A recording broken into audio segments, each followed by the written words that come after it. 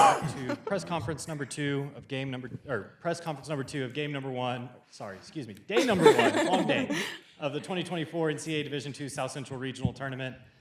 Game two saw Oklahoma Christian defeat Angelo State 5-2. We're joined by members of the Angelo State team in the middle, head coach Travis Scott.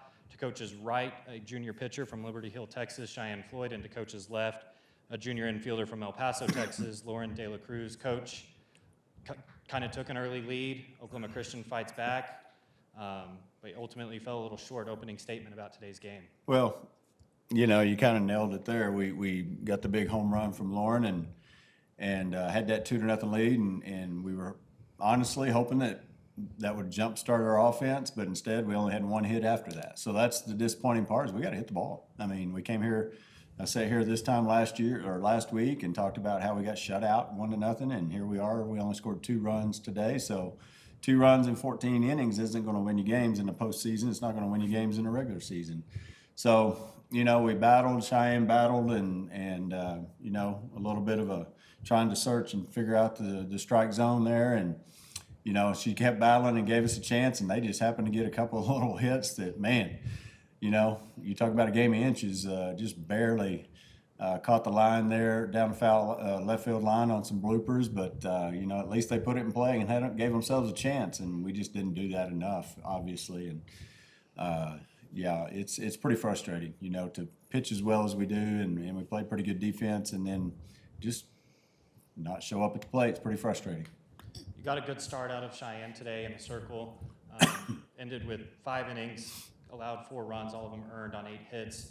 But there in those first 3 innings, stranding 8 runners on base, what did you see from her in the circle that got her out of those innings? Well, what we've seen all year, you know, just hitting her spots and making good pitches and getting some pop-ups. And, you know, I think we had 3 or 4 pop-ups to shortstop or third base there to end some innings. And that's just that's making good pitches. And, you know, unfortunately, their leadoff hitter got on, I think, 4 of the first 5 innings. And, you know, that was kind of a nemesis for us. But she battled and did well.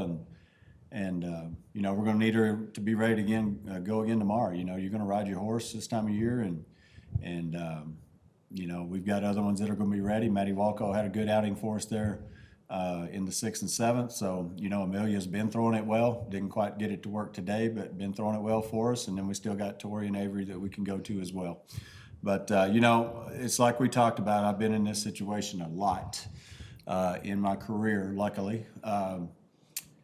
Been in regional tournaments, and, you know, I've always said the way the format sets up, if you're going to lose, now this is if, you're going to lose one of the first 2 games, you want to lose the first one, because you're going to play game 3 tomorrow no matter what, if that's the situation that you find yourself in. And it's better to come off of a win and play game 3 than to come off a disappointing loss and have to set a game and then play game 3 off somebody who just come off a win. So, you know, it's crazy. We're sitting here with Angelo State and West Texas A&M playing an elimination game tomorrow. I don't think that most people would have thought that. But, you know, you got to tip your hat to Regis, man. What a game they played. And then Oklahoma Christian just outplayed us today. So, you know, one of us is going to go home tomorrow. Hopefully it's not us. But, you know, obviously we're going to have to show up and be ready to get after a really good team. Lauren, you hit the big home run there. Give your team the lead. It's not easy to hit a ball out on a Texas Panhandle day when it's flowing in. What was going through your mind in that at-bat, and ultimately what led you to that home run? Well, Shy was pitching a really good game, so I was just trying to find my pitch. Aaron did a sac bunt to move the key to second, so I was just really trying to find my pitch. Previous batters were telling me what she was throwing, so I was just already looking for what she was throwing, just trying to find a good pitch, and somehow it just went out. So, like Coach mentioned, we got a good start out of you today, but ultimately, obviously not on the right end of it. What was the difference in those later innings where your pitch count was starting to get up and getting Oklahoma Christian out? I think, you know, Coach Scott kind of hit on it, struggling to find the strike zone, I guess, which ultimately led to runners being on base whenever they do get the little bloop hits, like leads to run scoring. So, I mean, ultimately, I don't feel like we would have been in the same position had I not put so many runners on. But, I mean, at the end of the day, I can only throw what I throw, so it just kind of is what it is. Coach, we see you tomorrow. Again, your season's not over yet. You'll face West Texas A&M, like you mentioned, not a matchup that you would expect to see in an elimination game on day 1. but it'll be back here in Canyon. What do you like about the matchup? Well, we had a great series with them 2 weeks ago.